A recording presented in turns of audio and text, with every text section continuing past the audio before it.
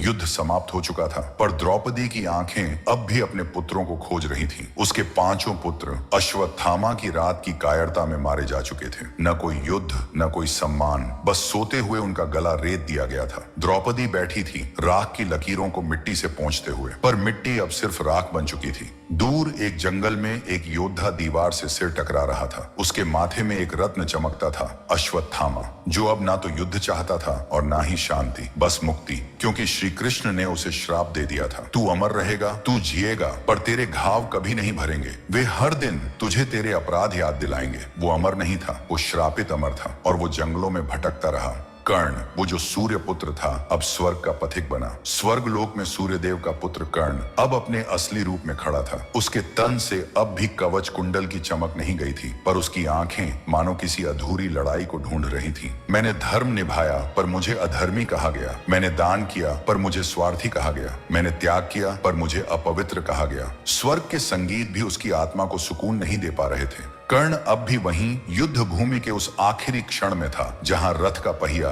धंस गया था और धर्म ने अधर्म का रूप लेकर उसे धोखे से मार दिया था। कहानी खत्म नहीं हुई थी। अब श्री कृष्ण द्वारका लौट चुके थे, पर उनके लौटते ही यदुवंश का पतन शुरू हो चुका था। एक एक कर श्री कृष्ण के भाई, बेटे, सैनिक आपस में ही लड़ने लगे। शराब और घमंड ने मिलकर शांति छीन ली और अंततः एक शिकारी का तीर श्री कृष्ण को जा लगा और तब धरती ने अपना सबसे बड़ा रक्षक खो दिया। अभी तो ये सिर्फ शुरुआत है, क्योंकि अब शुरू होगा राजा परीक्षित का राज्य। अब जन्म होगा कलयुग का। अब खुलेंगी नई रहस्यमयी परतें, श्राप, छल, अमृता और अंधकार की। और ये सब सिर्फ एक कहानी नहीं है, ये उस युग का सच है जिसे छिपा दिया गया था, जिसे सुनना सब चाहते हैं पर समझना कोई नहीं चाहता। क्या तुम उसे सुनने के लिए तैयार हो? अगर हाँ, तो सब्सक्राइब करो और कमेंट में बताओ, क्योंकि सच अभी बाकी है।